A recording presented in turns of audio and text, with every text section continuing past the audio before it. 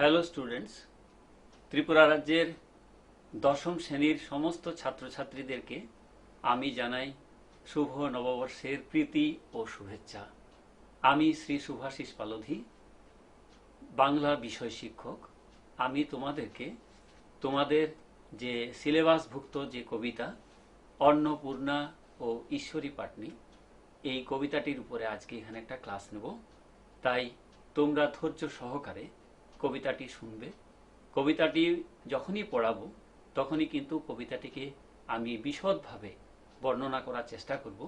তোমরা আমার সঙ্গে একাত্ম হয়ে পুরা কবিতাটিকে সুন্দর করে বোঝার চেষ্টা করবে। দূরবর্তী স্থানে থেকেও যে ভালো করে পড়াশোনা করা যায়, এটা তোমরা একটা নজির স্থাপন করবে। আমি আশা করব তোমরা ভালো ছেলে মেয়ে, তোমরা ধৈর্য সহকারে আমার এই কবিতাটিকে শুনবে, হৃদয়ঙ্গম করবে। এসো আমরা আজ শুরু করি অন্নপূর্ণা ও ঈশ্বরী পাটনি। অন্নপূর্ণা ও ঈশ্বরী পাটনি কবিতাটির কবি হলেন রায় গুণাকর ভারতচন্দ্র। এখন আমি ওনার সম্পর্কে একটু পরিচিতি দিয়ে দিই।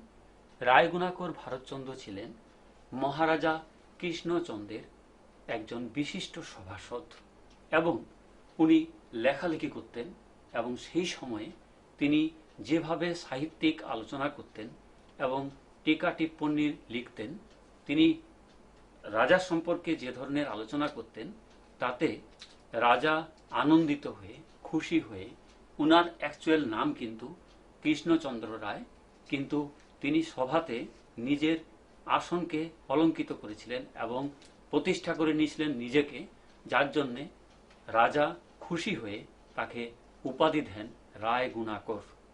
রায় গুণাকর ভারতচন্দ্র রায় তিনি কিন্তু দ্বাদশ শতাব্দীর কবি।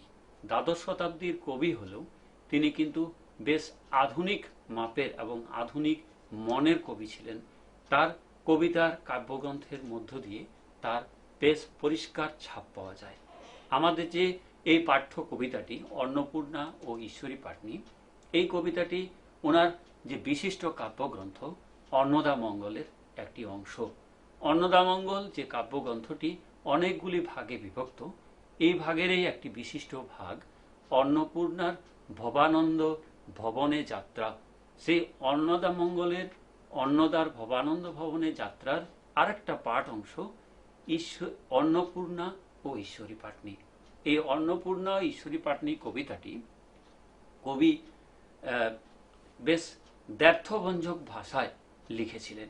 কবিতাটিতে যেভাবে অন্নপূর্ণা নিজের নাম পরিচয় দিয়েছেন, তিনি যেভাবে একজন সাধারণ, একদম বলতে গেলে খেটে খাওয়া মানুষ, দিন আনে দিন খায় মানুষ, একদম বলতে গেলে একদম প্রান্তিক, সমাজের প্রান্তিক মানুষ, যার একটা ছোট্টখানের ডিঙ্গি নৌকা, যার বলতে গেলে একটা উপার্জনের একমাত্র মাধ্যম, সেইটাকে নিয়ে যে নৌকা পারাপার করে, তার সঙ্গেও যে দেবী অন্নপূর্ণা আলাপচারিতা রেখেছেন, এই আলাপচারিতাটাই হচ্ছে আমাদের কবিতা। এই কবিতাতে তিনি যে পরিচয় দিয়েছেন, নিজের বংশ পরিচয় দিয়েছেন, নিজের সম্পর্কে যে পরিচিতি রেখেছেন, সে সম্পর্কে কিন্তু একটা পুঙ্খানুপুঙ্খ বর্ণনা এই কবিতাটার মধ্যে পাই। বলতে গেলে ক্লাস দশম শ্রেণীর পক্ষে একটা অদ্ভুত মাপের কবিতা, অদ্ভুত মাপের কবিতা। তোমরা প্রথম দশম শ্রেণীতে উঠেছো এবং বলতে গেলে প্রথম দিককার কবিতা এইটা, তোমাদের একদম মন ভরে যাবে কবিতাটা পড়লে পরে। আমারও খুব ভালো লাগে কবিতাটা পড়াতে গিয়ে, খুব ভালো মাপের কবিতা। তার আগে তোমাদেরকে বলে রাখি যে আমাদের যে শিক্ষা পোর্টাল আছে, যে ওয়েব পোর্টাল, সেই ওয়েব পোর্টালে তোমাদের কিন্তু সমস্ত বইগুলিকে আপলোড করে দেওয়া হয়েছে। তোমরা এখন যেহেতু বাজার বন্ধ, তার জন্য তোমরা বই কিনতে পারছো না, কিন্তু তারপরও আমি বলবো যারা এবারের পরীক্ষা দিয়ে দিয়েছে, সেই পরীক্ষা দেওয়া তোমাদের পাশা মানে এলাকা দাদা দিদি পাড়া প্রতিবেশী যদি যারা থাকে, তাদের কাছ থেকে তোমরা পুরানো বই সংগ্রহ করে নিতে পারো। আর তোমাদের পাঠ্য বই হবে এটা সাহিত্য মালঞ্চ, ত্রিপুরা মধ্যশিক্ষা পর্ষদ নির্দেশিত যে বইটি, এই বইটি তোমাদের পাঠ্য। এখানে যে কবিতাটা আছে সেই কবিতাটা হচ্ছে অন্নপূর্ণা ঈশ্বরী পাটনি কবিতা। এটা রায় গুণাকর ভারতচন্দ্রের। আমি কবিতাটা ধীরে ধীরে পাঠ করব এবং পাঠ করতে গিয়ে এই কবিতাটা আগেই বলে দিলাম যে কবিতাটা ডবল মিনিং এর কবিতা। কবিতাতে অন্নপূর্ণা নিজের সম্পর্কে আত্মপরিচয় দিয়েছেন, যে সম্পর্কে কথাবার্তা বলে গেছেন, এটাকে একদম ক্লিয়ার কাট বর্ণনা করলে পরে সঠিকভাবে বুঝিয়ে দিলে পরে তোমরা বুঝতে পারবে যে কি চমৎকার ভাষায় কথা বলেছে দেবী। এবং যিনি ঈশ্বরী পাটনি, যে একদম প্রান্তিক সমাজের প্রান্তিক যে মানুষটি, সে কিন্তু বুঝছে একরকম আর দেবী বুঝাচ্ছে আর একরকম। যাই হোক, দুজনের কথোপকথনটা কি সুন্দরভাবে ফুটে উঠেছে কবিতার মধ্যে। আমি যাচ্ছি কবিতা, কেমন তোমরা বুঝার চেষ্টা করবে। অন্নপূর্ণা উত্তরিলা গাঙ্গিনীর তীরে, পার করো বলিয়া ডাকিল পাটনিরে। খেয়া ঘাটে সেই ঘাটে খেয়া দেয় ঈশ্বরী পাটনি, তোরায় আনিল নৌকা বামা শুনি। এই চারটা লাইনের বর্ণনা করি আমি এবার। অন্নপূর্ণা উত্তরিলা গাঙ্গিনীর তীরে, দেবী অন্নপূর্ণা উত্তরিলা অর্থাৎ উত্তরণ করিল, সেই নদী ঘাটে এসে হাজির হলেন, গাঙ্গিনীর তীরে এসে হাজির হলেন। পার করো বলিয়া ডাকিল পাটনিরে, পাটনিকে বলা, ভাই কে আসো, আমাকে এই নদীটা পার করে দেবে। তখন সেই ঘাটে খেয়া দেয় ঈশ্বরী পাটনি, আর সেই ঘাটে তখন নৌকা খেয়া পারাপার করে ঈশ্বরী পাটনি নামে। শুরু হয়ে গেল কিন্তু চমৎকারের খেলা, কারণ অন্নপূর্ণা নিজে ঈশ্বরী, আর যে নৌকা খেয়া পারাপার করবে তার নামও হলো গিয়ে ঈশ্বরী। লাগবে এখন ঝামেলা। তরায় আনিল নৌকা বামা শুনি। তরাই শব্দের অর্থ হচ্ছে, আমি প্রত্যেকটি জিনিসের মিনিং বলে যাব, তোমরা ভালো করে শুনবে, পারলে খাতায় নোট করে নাও। তরায় আনিল নৌকা বামা শুনি, তরায় অর্থাৎ তাড়াতাড়ি করে নৌকা আনলো, বামা স্বর অর্থাৎ স্ত্রীলোকের কণ্ঠস্বর শুনে। ঈশ্বরীরে জিজ্ঞাসিল ঈশ্বরী পাটনি। দেখেছ মজা, ঈশ্বরীরে জিজ্ঞাসিল ঈশ্বরী পাটনি। ঈশ্বরী অর্থাৎ প্রথম ঈশ্বরীকে, দেবী ঈশ্বরী অন্নপূর্ণাকে জিজ্ঞাসিল কে, ঈশ্বরী পাটনি। এখন দেবী ঈশ্বরীকে জিজ্ঞাসা করছে ঈশ্বরী পাটনি। একা দেখি কুলবধূ কে বট আপনি, পরিচয় না দিলে করিতে নারী পার, ভয় করি কি জানি কে দেবে ফের ফার। যে না বাবা, তুমি কে, একা মানুষ। কারণটা হচ্ছে কিরকম, আজকের যুগের মতো সেই যুগ নয়, সেই যুগটা কিন্তু অনেক বেশি পিছিয়ে যাওয়া যুগ। সেই যুগে মেয়েরা বলতে গেলে আমাদের দেশের সেই সময়কার গৃহবধূরা আটপৌরে জীবন ব্যবহার করত। কাজে সেই আটপৌরে জীবনে একা ঘর থেকে বেরিয়ে যাবে, একা নদীর পাড়ে গিয়ে দাঁড়াবে, এবং সন্ধেবেলাতে, এটা কল্পনা করাও যায় না। কাজেই একজন সাধারণ অশিক্ষিত খেটে খাওয়া মানুষ যে মাঝি, সে মাঝির কাছে এই দৃশ্য দেখলে পরে সে তো একদম একদম আটকে উঠেছে, যে এ একা কুলবধূ নৌকা পার হয়ে ওই পারে যাবে, এটা কি কখনো ভাবা যায়? এটা কখনো হয় না বাবা, তোমাকে পার করা আমার পক্ষে কি জানি বাবা তোমার মনের মধ্যে কি আছে, কোন সময় কোন ঝামেলা হবে। হয়তো বা তুমি ঘরে কোনো ঝগড়াঝাটি করে ঘর ছেড়ে ঘর ভেঙে পালিয়ে এসছো, আর নয়তো বা তুমি আমাকে মাঝ নদীতে নিয়ে গিয়ে কিছু একটা নমুনা লীলা দেখাবে। না বাবা না, আমি তোমাকে নিয়ে যাব না। আমি তোমার মনে কি আছে বাবু আমার জানা নেই, অতএব আমি তোমায় নৌকায় নেব না। তুমি আগে আমাকে পরিচয় দাও, পরিচয় দিলেই তোমাকে আমি নিয়ে যাব। না হলে মাঝ নদীতে গেলে পরে তুমি হয়তো আমাকে কোন ঝামেলায় ফেলবে, মানুষে আমাকে ধরে ঠেঙাবে, আমার জীবন চলে যাবে, আমি তোমাকে নিয়ে যাব না। পরিচয় না দিলে করিতে নারী পার, ভয় করি কে জানে দেবে ফের ফার। আমার ভয় লাগে আমাকে কেউ জানি কখন ঝামেলায় ফেলবে। ঈশ্বরীরে পরিচয় করেন ঈশ্বরী, বুঝো ঈশ্বরী আমি পরিচয় করি। বলে ঠিক আছে, ঈশ্বরীরে পরিচয় করেন ঈশ্বরী। তাহলে এখন সেই মাঝি ঈশ্বরীকে পরিচয় দিবে, নিজের সম্পর্কে আত্মপ্রচার করবে। দেবী ঈশ্বরী, বুঝো ঈশ্বরী আমি পরিচয় করি। নাও তুমি বুঝো, তুমি যে পরিচয় চাইছো, এখন বুঝো আমি তোমাকে পরিচয় দিচ্ছি। বিশেষণে সবিশেষ কহিবারে পারি। আমি পরিচয়টা দেব বেশ বিশেষণে বিশেষিত করে, সুন্দর সুন্দর করে বুঝিয়ে তোমাকে পরিচয় দেব, তুমি কিন্তু বুঝবে। আমি তোমাকে পরিচয় দিচ্ছি। জানো হো স্বামীর নাম নাহি ধরে নারী। তুমি তো এইটুকু জানো অন্তত, আমাদের কিন্তু মেয়েদের আমার স্বামীর নাম ধরা, ভাসুরের নাম ধরা, শ্বশুরের নাম ধরা চলবে না। আমরা কিন্তু নাম ধরতে পারবো না। নাম না ধরেও তোমাকে আমি বোঝাচ্ছি, তুমি বুঝো। গোত্রের প্রধান পিতা মুখ বংশজাত, পরম কুলীন স্বামী বন্ধ বংশ খাত। কিরকম? গোত্রের প্রধান পিতা, আমার বাবা হচ্ছে গোত্রের প্রধান, অর্থাৎ আমাদের যে গোত্র, আমাদের যে কুলীন গোত্র, সেই গোত্রের মধ্যে আমার বাবা হলো গিয়ে প্রধান, গোত্র প্রধান।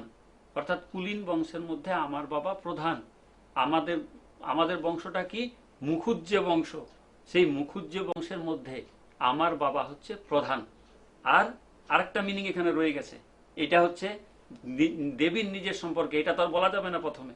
বলছে আমার বাবা হচ্ছে গোত্র, গোত্রের আরেকটা মিনিং হচ্ছে পর্বত। আমার বাবা হচ্ছে হিমালয়, পর্বতের মধ্যে পর্বত, সব থেকে বড় পর্বত। যে পর্বত সমস্ত পর্বতকে, দেশকে আশ্রয় দিয়ে রেখেছে শীতল বাতাস থেকে, সেই শীতল বাতাস থেকে যে পর্বত, পর্বতের মধ্যে পর্বত, পর্বতশ্রী, সেই হিমালয় পর্বত, সেই হিমালয়ের মেয়ে হচ্ছে আমি, হিমালয় পর্বতের মেয়ে হচ্ছে আমি। কাজেই গোত্রের প্রধান পিতা মুখ বংশজাত, মুখুজ্জে বংশজাত। আর পরম কুলীন স্বামী বন্দ বংশ খ্যাত। আমার স্বামী জানো কে? আমার স্বামী হচ্ছে পরম কুলীন। পরম কুলীন বলতে কুলীন সম্প্রদায়ের মধ্যে আরেকটি ভালো কুলীন, সেটি হচ্ছে বন্দ্যোপাধ্যায় বংশ। সেই কুলীনের মধ্যে একদম নামি দামি ব্যক্তি, যিনি হচ্ছেন কুলীন। কু শব্দের অর্থ পৃথিবী, আর লিন শব্দের অর্থ হচ্ছে পৃথিবীতে বিশ্ব চরাচরে যিনি ব্যক্ত হয়ে রয়েছেন, তিনি হচ্ছেন গিয়ে দেবাদিদেব মহাদেব। বুঝেছ তুমি? আমি হচ্ছি সেই ঘরের বউ, যে বউ বন্দীয় বংশ, অর্থাৎ বন্দ্যোপাধ্যায় বংশে আমার বিয়ে হয়েছে। আমি সেই ঘরের কুলবধূ। বুঝলে তুমি? পিতামহ দিলাম মোরে অন্নপূর্ণা নাম। আর পিতামহ, পিতামহ প্রজাপতি ব্রহ্মা।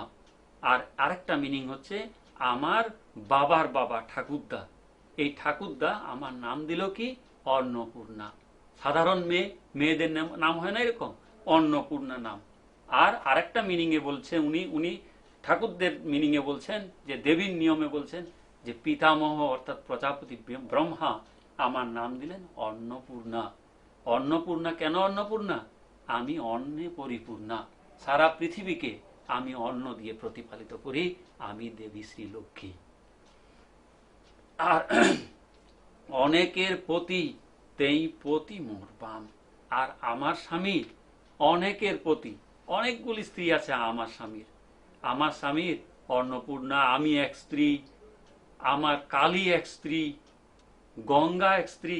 কাজেই অনেকগুলি স্ত্রী নিয়ে উনি ঘর করেন, যার কারণে আর আমার প্রতি বাম, অর্থাৎ আমাকে দেখতে পারেন না, আমার সঙ্গে তার কোনো প্রীতিই নেই। এবারে আরেকটা মিনিং দিচ্ছেন, পতি মোর বাম। বাম হচ্ছে আমার স্বামী বামদেব, আমার স্বামী হলো গিয়ে দেবাদিদেব মহাদেব। অতি বড় বৃদ্ধপতি সিদ্ধিতে নিপুণ, কোনো গুণ নাই তার কপালে আগুন। আর আমার স্বামী কেমন জানো? আমার স্বামী অনেক বয়স, প্রচুর বয়স, বয়সের কোনো গাছ পাথর নেই, প্রচুর বয়স হয়ে গেছে। দেবাদিদেব মহাদেবের কোনো বয়স আছে? উনি তো নিত্য চরাচরে ব্যপ্ত। ওনার হাতেই তো জন্ম, মৃত্যু, জরা সব তো ওনার হাতে। তো ওনার আবার বয়স হবে না, এটা কোনো কথা হয়? ওনার তো বয়স হবেই, প্রচুর বয়স ওনার। উনি পরিচয় দিচ্ছেন অতি বড় বৃদ্ধপতি। আর মাঝি মনে মনে ভাবছে, আরে কুলীন বংশ, অনেকগুলো বউ বিয়ে করেছে, তাহলে তো অনেক বয়স হবে। আরে বেটাটার প্রচুর বয়স হয়েছে, ও তো কোনো কাজও করতে পারে না। আর কি করে? সিদ্ধিতে নিপুণ। দেবী বলছেন, উনি আমার স্বামী মহেশ্বর মহাদেব, উনি তো যে কোনো বিষয় নিয়ে সাধনা করেন, উনি তো সিদ্ধিতে নিপুণ, উনি তো সাধনায় ব্যস্ত, উনি হচ্ছেন বাবা সিদ্ধেশ্বর। আর মাঝি মনে মনে ভাবছে, এই বুড়ো স্বামী এ কি করে? এ করে নেশা ভাঙ করে, এ করে গাঁজা খায়, সিদ্ধিতে নিপুণ, কোনো গুণ নাই তার কপালে আগুন। এখানে আরেকটা ডবল মিনিং, যে দেবাদিদেব মহাদেবের তৃতীয় নয়ন রয়েছে, এই তৃতীয় নয়ন থেকে অগ্নি বিস্ফোরিত হয়, জ্ঞান অগ্নি বিস্ফোরিত হয়। আর ও মনে করছে যে ও বোধ হয় নিজে স্বামীকে বকাবকি করছে, যে একদম কোনো গুণ নেই, এটার আমার কপালে আগুন, আমার কপালটাই নষ্ট হয়েছে এরকম একটা লোককে বিয়ে করে। কুকথায় পঞ্চমুখ কণ্ঠ ভরা বিষ। আরো একটা কথা দেখো, কুকথায় পঞ্চমুখ, কুকথায় মানে খারাপ কথায় আর কি, অ্যাকচুয়াল মিনিং এটা না। কুকথায় পঞ্চমুখ, কু শব্দের অর্থ হচ্ছে গিয়ে পৃথিবী, আর কুকথায় পৃথিবীর কথায়, ওরা তো পৃথিবীর কথা বলবেই, দেবাদিদেব মহাদেব সারা পৃথিবীর জন্য তারা ব্যস্ত। বেদ নিয়ে আলোচনা করেন, কুকথায় পঞ্চমুখ। পঞ্চমুখ উনি হচ্ছেন পঞ্চানন, পঞ্চমুখে কথা বলেন। আর মাঝি মনে মনে ভাবছে যে খারাপ খারাপ কথা বলে, গালিমন্দ করে, বিশ্রী বিশ্রী ভাষায় কথা বলে, কণ্ঠ ভরা বিষ। আর মুখ দিয়ে যখন কথা বলে তখন যেন মুখ দিয়ে যেন বিষ পার হচ্ছে, আজে বাজে কথাবার্তা বলে, গালিমন্দ করে। কেবল আমার সঙ্গে দ্বন্দ্ব অহর্নিশ, আর আমার সঙ্গে অনবরত সারাদিন ঝগড়াঝাটি করে। মোটেও এরকম না। অর্থাৎ শিব গৌরী কিন্তু একই মঞ্চে, একই সঙ্গে সারা সময় ব্যক্ত থাকে। আমরা কিন্তু সব সময় শিব গৌরীকে একসত্রেই দেখি। গঙ্গা নামে সতা তার তরঙ্গ এমনই, জীবন স্বরূপা সে স্বামীর শিরোমণি। গঙ্গা নামে আরেকটি আমার সতীন রয়েছে। এই সতীন কিন্তু মাথার উপরে থাকে। কেন কি? শিব কিন্তু আমাদের পূর্ণ সলীলা যে নদী, সেই গঙ্গাকে কিন্তু তার জটা কুণ্ডলের মধ্যে জড়িয়ে রাখেন। যখন যখন জল দরকার সারা বৎসর ব্যাপী জল কিন্তু পূর্ণ সলীলা জল শিবের মাথার থেকে কিন্তু বয়ে চলেছে। আর উনি ভাবছেন কিরকম, যে সতীন তার ঘরে রয়েছে তাকেই বেশি ভালোবাসে, তার এমনই তরঙ্গ, তাকে কিন্তু জীবন স্বরূপা করে রেখেছে, তাকে খুব বেশি ভালো পায়। আর আদর দিয়ে দিয়ে, লাই দিয়ে দিয়ে তাকে মাথায় তুলে রেখেছে একদম। ভূত নাচাইয়া ফিরে প্রতি ঘরে ঘরে, না মরে পাষাণ বা দিলা হেন ভরে। আর ভূত নাচিয়ে তো বেড়াবেই, উনি তো হলেন কি ভূতনাথ। সারা পৃথিবীতে ভূত নাচিয়ে বেড়ান, সারা পৃথিবীকে লক্ষ্য করছেন, দেখছেন, তো ভূত নাচাবেন না? আর ও মনে মনে ভাবছে আজে বাজে লোককে নিয়ে শ্মশানে মশানে ঘুরে বেড়ায়, এরকমকে লোক, যার জন্য সে নিজেকে ধিক্কার দিচ্ছে যে আমাকে আমার বাপ তো ইচ্ছা করলে মেরে ফেলতে পারতো, কিন্তু তা না করে এরকম একটা বরের সঙ্গে দিয়ে দিল। এরকম বর পাওয়াই তো একটা ভাগ্যের ব্যাপার, দেবাদিদেব মহাদেবের মতন বর। তো এখানে উনি বলছেন যে আমার ভাই এই ঘটনাটা দেখে পরে অভিমানে সমুদ্রে লাফ দিল। আমার যে ভাই, যে মৈনাক সমুদ্রের জলে লাফ দিয়ে দিল। এটার মধ্যে একটা পৌরাণিক কাহিনী রয়ে গেছে, যে সেই সময় দেবরাজ ইন্দ্র মনে করেছিলেন যে না, পর্বতগুলি সচল হওয়ার প্রয়োজন নেই, এক জায়গা থেকে এক জায়গায় সরে গেলে সেই জায়গাটা নষ্ট হয়, পর্বতের পাখা ছেটে দাও, পর্বত এক জায়গায় থাক। মৈনাক ভাবলো যে এই সুযোগ বাবা, আমি সমুদ্রের জলে লুকিয়ে থাকি, আমার পাখা ছাড়তে পারবে না। তো মৈনাক জলে চলে গেছে। তো মৈনাক জলে চলে যাওয়ার কাহিনীটা তিনি ওইভাবে ব্যাখ্যা দিলেন যে মৈনাক জলে লাফ দিয়ে ঝাঁপ দিল ভাই। তো বলছে যে মোর আপনারা ভাবে আমি তার ঘরে যাই, অর্থাৎ আমি এখন যাব কোথায়? আমার তো ভাইও জলে লাফ দিয়েছে, আমি তো আশ্রয়হীন। আমাকে যে ভালোবাসে, যে আমাকে স্তব স্তুতি করে, যে জপ তপ করে, যে আমাকে চায়, আমি তার ঘরেই যাই। পাটনি বলেছে আমি বুঝিনু সকল, যেখানে কুলীন জাতি সেখানেই কুন্দল। বলে বাবা তুমি ভালো বুঝেছ, আমি কুলীন ঘরের বউ, কুলীন ঘরের মধ্যেই ঝামেলা। তুমি ভালো বুঝেছে, সে ভালো বুঝলো যে যেখানে কুলীন জাতি সেখানেই কুন্দল। আসো শীঘ্রই এসো, আমার নায়ের মধ্যেও চড়ো। এখন চড়বে তো, চড়ো, দিবা কিবা বলো, তুমি কি দিবে আমাকে? দেবী কন আগে পারে লয়ে চলো, যার নামে করে ভবপারা পার, ভালো ভাগ্য পাটনি তাহারে করে পার।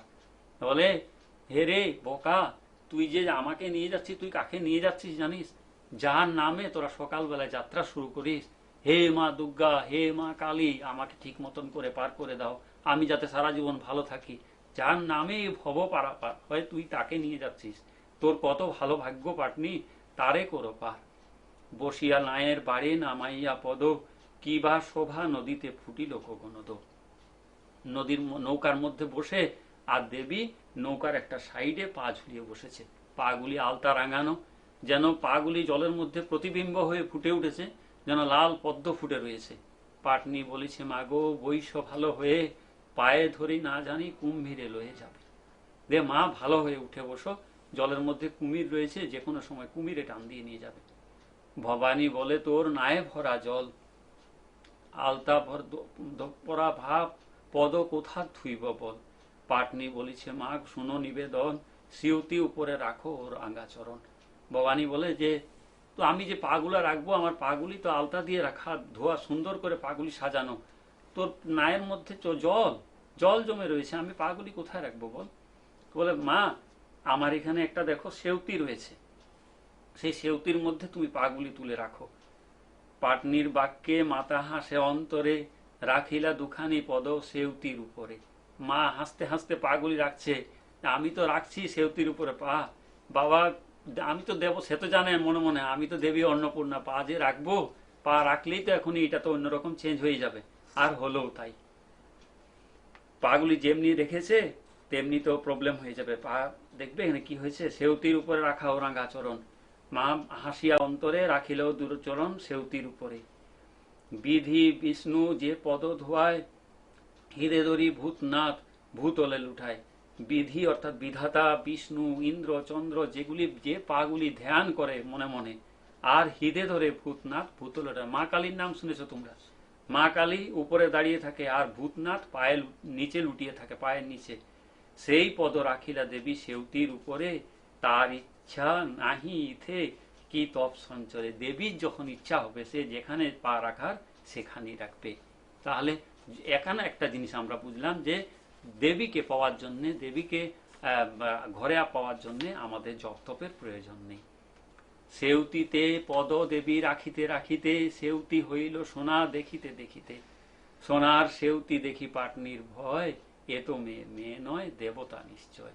আর সেউতিতে যেই পাগুলি রেখেছে সেই কাঠের সেউতি দেখতে দেখতে সোনা হয়ে গেছে। সোনার সেউতি দেখে পাটনির ভয়, এ তো মেয়ে, মেয়ে নয় দেবতা নিশ্চয়। এখানেও দেখো দুটা মেয়ে, দ্ব্যর্থব্যঞ্জক ভাষায়, যে এই মেয়ে, প্রথম মেয়ে, এই মেয়ে কোনো সাধারণ মেয়ে নয়, এ অবশ্যই কোনো দেবতা। এরপরে এই করতে করতে আস্তে আস্তে তটে উত্তরিলা তরি, তারা উত্তরিলা, ওই পারে নৌকা পৌঁছে গেছে, ওখানে তারা অর্থাৎ দেবী অন্নপূর্ণা উত্তরিলা অর্থাৎ নৌকা থেকে উত্তরণ করলেন। পূর্ব মুখে সুখে গজগমনে চলিলা, সেউতি লইয়া কক্ষে চলিল পাটনি।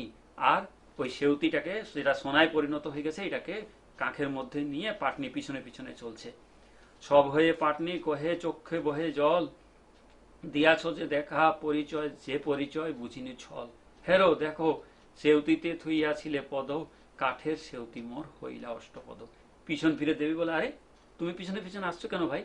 তখন বলে, আরে মা, তুমি যে আমাকে পরিচয় দিয়েছো, আমি সে পরিচয় বুঝতে পারি, তুমি সে পরিচয় ছলনায় দিয়েছো।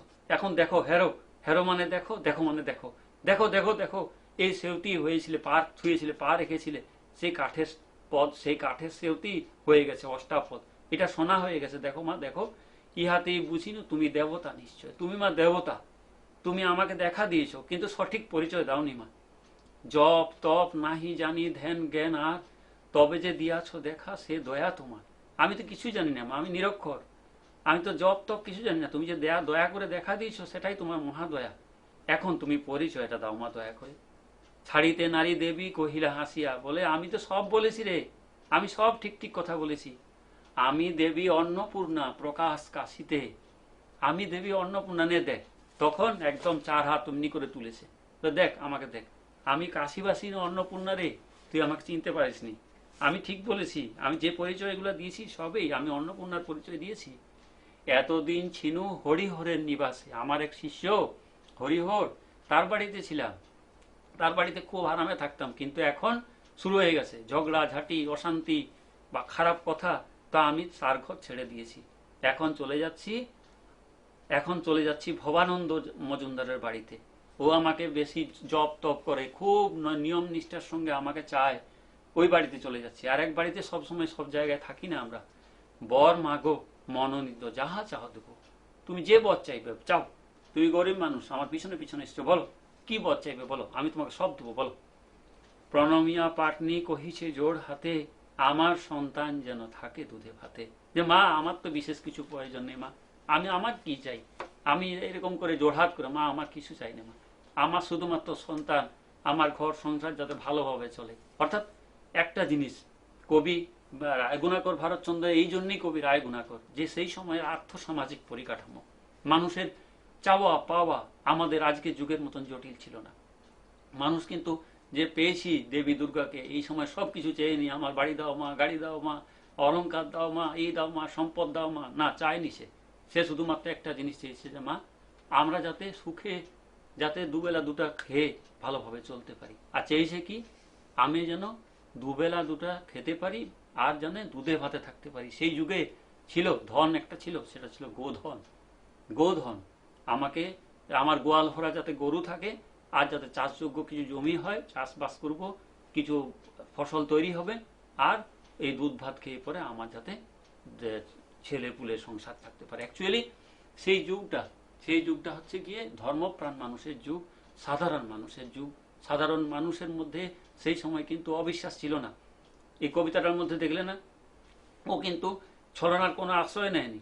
সে কিন্তু পিছনে পিছনে যে একটা কাঠের সেউতি পেয়েছি, এটা সোনার সেউতিতে পরিণত হয়ে গেছে, যাক দেবী চলে যাক, আমি তো কাঠের সেউতি সোনার সেউতি পেলাম না, ওইটাকে নিয়ে দেবীর পিছনে পিছনে গেছে। যে দেবী কে এইজন, যে নিশ্চয়ই দেবতা, তাহলে দেবতা হলে কে দেবতা? আমি তো বাড়ি ঘরে গিয়ে পরে অন্তত বলতে পারবো যে অন্তত আমি অমুক দেবতার সঙ্গে আজকে আমার দেখা হয়েছে, তাহলে তো উনি বলতে পারবো আমি যে একদম দেবীর সঙ্গে পরিচয় হলো আমার। তাহলে পিছনে পিছনে যাই, আমি দেবীকে নাছড়বন্ধার মতন পিছনে পিছনে গেছে, গিয়ে দেবীর পরিচয় জানতে চেয়েছে। ঠিক আছে, মোটামুটি তোমাকে বোঝানোর চেষ্টা করেছি আমি। আমরা ক্লাসে যখন যাব আরও ডিটেলসে আলোচনা হবে, তোমরা জানতে চাইবে কোন কোন জায়গাগুলি অসুবিধা। তথাপি আমি যদি তোমাদের কোনো প্রশ্ন থাকে, এখানে লাইন থেকে প্রশ্ন হয়, এখান থেকে প্রশ্ন কেমন হয় জানো, ওই যে কুকথায় পঞ্চমুখ কণ্ঠ ভরা বিষ, এই লাইনটা তুলে প্রশ্ন হয়, কেবল আমার সঙ্গে দ্বন্দ্ব অহর্নিশ। অথবা ধরো প্রশ্ন হয়, এ তো মেয়ে, মেয়ে নয় দেবতা নিশ্চয়, এই মেয়ে, এটার থেকে প্রশ্ন হয়। আবার ধরো প্রশ্ন হয়, বিধি বিষ্ণু ইন্দ্র চন্দ্র যে পদ ধোয়, লাইন তোলা হয় যে কোন জায়গা থেকে নেওয়া হয়েছে, কার লেখা কোন কবিতা, বিধি বিষ্ণু ইন্দ্র চন্দ্র এটি বলতে কি বোঝানো হয়েছে, ভূতনাথ ভূতলে লুটায়, কার ভূতলে লুটায়, কে ভূতলে লুটিয়ে পড়া হয়, সোনার সেউতিতে পদ দেবী রাখিতে রাখিতে সেউতি হইল সোনা দেখিতে দেখিতে, এটা দিয়ে প্রশ্ন হয় যে সেউতি কিভাবে সোনা হয়েছিল, এটা বর্ণনা তোমরা করবে। এ মেয়ে তো মেয়ে নয় দেবতা নিশ্চয়, দুবার মেয়ে কেন বলা হলো, দেবতা নিশ্চয়, এটা সম্পর্কে প্রশ্ন হবে। তারপরে এই লাইনটা তুলে প্রশ্ন হয়, জপ তপ নাহি জানি দেন জ্ঞান আর, তবে যে দিয়াছ দেখা সে দয়া তোমার। জপ তপ জানি না, যে জপ তপ না করলেও কিন্তু দেবীর দেখা পাওয়া যায়, যাদের মধ্যে সরলতা আছে, যাদের মধ্যে সারল্য আছে, বিশ্বাস আছে, যাদের মধ্যে কোনো কপটতা নেই, তারাই কিন্তু দেবতার দেখা পায়। এটাও কিন্তু প্রমাণ এই কবিতার মধ্যে। এরকম এরকম করে প্রশ্ন আসবে। তারপরে আমি দেবী অন্নপূর্ণা প্রকাশ কাশীতে, দেবীর কোথায় প্রকাশ, এখানে তোমরা উত্তর দেবে যে কাশীতে প্রকাশ। চৈত্র মাস কখন পূজা হয়, তোমরা বলবে চৈত্র মাসের শুক্লা অষ্টমীতে পূজা হয়। দেবী কোথার থেকে কোথায় যাচ্ছিল, হরিহরের নিবাস থেকে যাচ্ছিল ছেড়ে দিয়ে ভবানন্দ মজুমদারের বাড়িতে। এরকম করে অনেক ছোট ছোট প্রশ্ন এখান থেকে তোলা যাবে। তারপরে তোমার ধরো পরিচয় না দিলে করিতে নারী পার, দেবী কিভাবে পরিচয়টা দিল, এটা তোমরা একটু সহজ সরল ভাবে আলোচনা করবে, বলবে। তোমরা বারে বারে পড়বে, অ্যাকচুয়ালি ভালো করে পড়বে, সুন্দর করে পড়বে, এটাতে ডবল মিনিং আছে। কবিতাটা একদম চমৎকার মাপের কবিতা, খুব ভালো করে পড়বে, পড়ে পড়ে তাহলেই তোমাদের এটা ডিটেলসে আলোচনা করলে পরে আরও ক্লাসে আমরা আলোচনা করব। আমি আশা করব যে যত তাড়াতাড়ি সম্ভব তোমাদের সঙ্গে আমাদের ক্লাসে দেখা হবে। দেখা হলে পরে সেখানে যদি কোনো কিছু ত্রুটি বিচ্যুতি থাকে তাহলে জানতে চাইবে, যদি কোনো কিছু প্রশ্ন উত্তর জানার থাকে তাহলেও জানতে চাইবে। এই পর্যন্ত রইল। আর তোমরা, আমি আরেকবার বলি, ঈশ্বরের কাছে প্রার্থনা জানাই তোমরা ভালো থাকবে, পড়াশোনা করবে। জানতে চাওয়া, পড়তে চাওয়া, তারই নাম জীবন, চলাই জীবন। চলতে না থাকলে তাহলে কিন্তু আমরা পিছিয়ে পড়ব। আমরা পড়ব তবেই জানবো, আর যে না পড়বে সে কিন্তু পিছিয়ে পড়বে। আমি বারবার বলছি, মাধ্যমিক পরীক্ষা তোমাদের জীবনের প্রথম পরীক্ষা, তাই ভালো করে দিবে, ভালো করে পড়বে। পড়বো তবেই আমরা জানবো। কেমন? তাহলে আজকে এই পর্যন্ত, বাই বাই।